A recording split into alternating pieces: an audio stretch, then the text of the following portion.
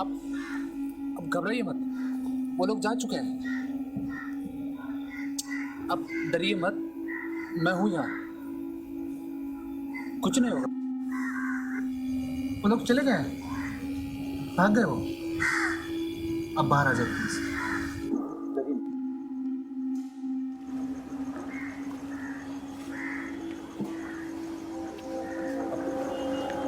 Sorry, मुझे आने में थोड़ी देर हो गई। मैंने जब आपको पहली बार देखा तभी बात कर लेनी चाहिए थी। चलिए, मैं आपको पैदल ही घर तक छोड़ देता हूँ। हम मिलेंगे नहीं, चलिए प्लीज़।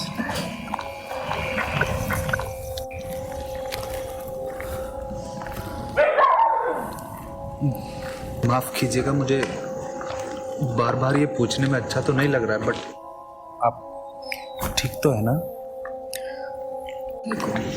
वैसे मेरा नाम आकाश है। और आपका? रोशनी। जो इन अंधेरों में कहीं गुम सी गई। रोशनी अंधेरों में गुम नहीं होती, रोशनी तो अंधेरों में उजाला लाती है।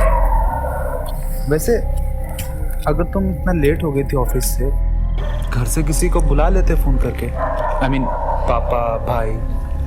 यूँ रात में ऐसे सुनसान सड़क पर लड़कियों का जाना सेफ नहीं होता।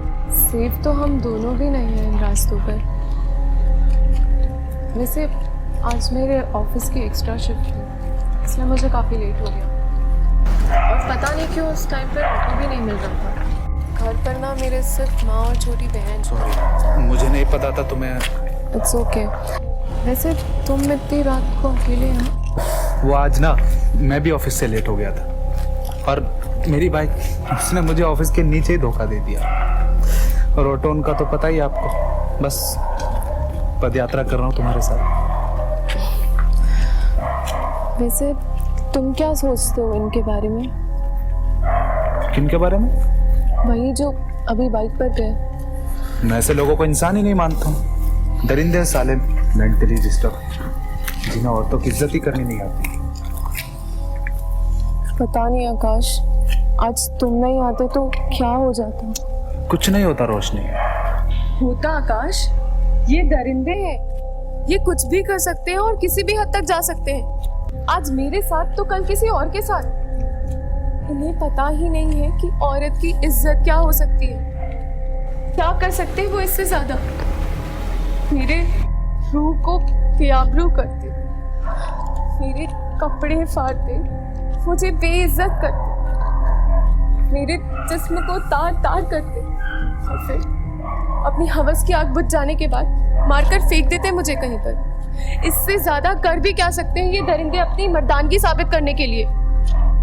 पता है, इनकी ना माँ बहन के साथ भी ये सब हो जाए ना, तो भी इनको कभी कुछ समझ नहीं आएगा। बस करो, रिलैक्स। अच्छा नहीं लगा सुनकर। तो तुम ये सोचो ना, जब किसी लड़की के साथ रेप होता है उस पर क्या बीतती होगी। और ये रेप के केसेस घटने की जगह बढ़ते ही जा रहे हैं। अगर रेप के बाद विक्टिम की डेथ हो जाती है तो ये न्यूज़ सबके सामने आती है, लेकिन और भी तो कितने रेप केसेस होते हैं। पर नहीं, हम सब तो बस वेट करते हैं कि कोई अच्छा दर्दनाक रेप हो और मीडिया को ब्रेकिंग न्यूज़ मिले। और हम क्या करते हैं, सोशल मीडिया में पोस्ट करने के अलावा या ज्यादा से ज्यादा रेपिस्ट को फांसी की सजा देने के लिए रिक्वेस्ट करने के अलावा। वैसे तुम्हें सही में लगता है कि रेपिस्ट को कभी फांसी की सजा मिलेगी? और अगर मिल भी गई तो क्या विक्टिम की आत्मा को इससे शांति मिलेगी? नहीं, विक्टिम की आत्मा को शांति तब मिलेगी जब रेप होना बंद हो जाएगा, क्योंकि वो कभी नहीं चाहेगी कि जो घटना उसके साथ हुई है वो कभी भी किसी और लड़की के साथ हो। तुम्हें पता है, हमारे इंडिया में ना कल्चर ही खराब है। हमारे कल्चर में हमेशा औरतों को मर्दों से नीचे रखा गया है। और तुम सोचो ना, जब हमारे कल्चर में ही ये प्रॉब्लम है तो कैसे आज की जनरेशन लड़कियों की इज्जत करना सीखेगी? लेकिन क्या ये पूरा सिस्टम चेंज नहीं हो सकता? क्या गवर्नमेंट कुछ स्ट्रिक्ट एक्शंस नहीं ले सकती? रातों रात डिमोनेटाइजेशन का डिसीजन लिया जा सकता है, 377 आ सकता है, और तो और लोग सालों साल धर्म के नाम पर लड़ सकते हैं। फिर इतनी सी बात, औरत की सेफ्टी, उसके लिए हम फांसी की सजा क्यों नहीं दे सकते, जिससे वो हर मर्द की गंदी सोच पनपने से पहले ही खत्म हो जाए, उसकी सजा सोचकर।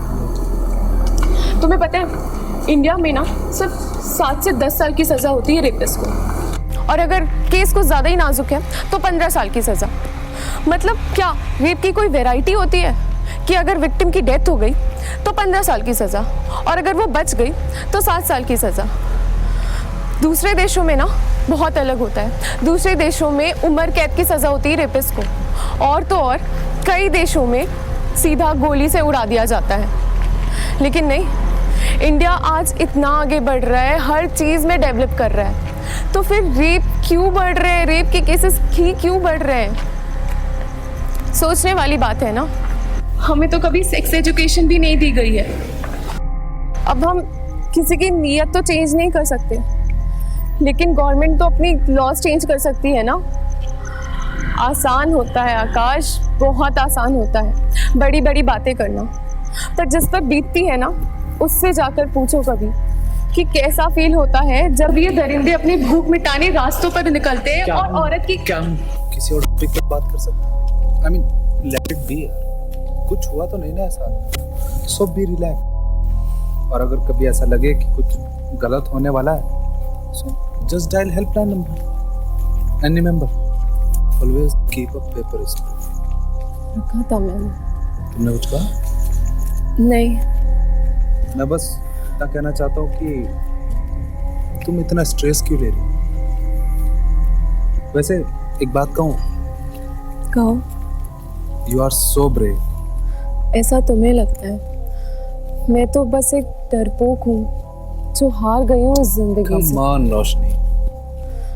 अच्छा, मेरा घर आ गया, मैं चलती हूँ।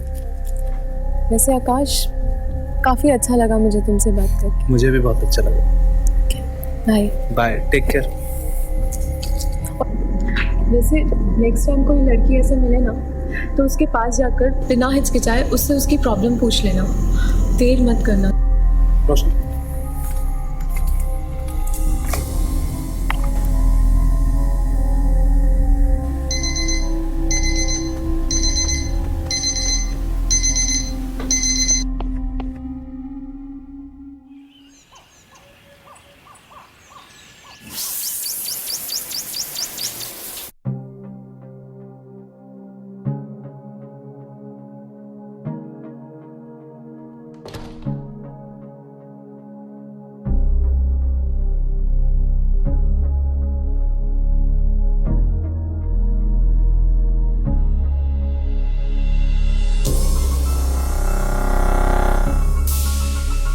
रोशनी जो इन अंधेरों में कहीं गुम सी गई है।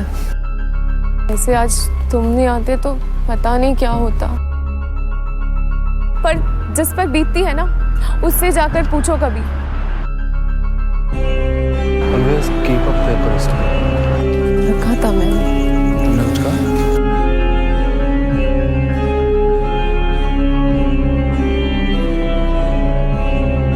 क्या कर सकते हैं वो इससे ज्यादा? मेरी रूह को बेआबरू करते।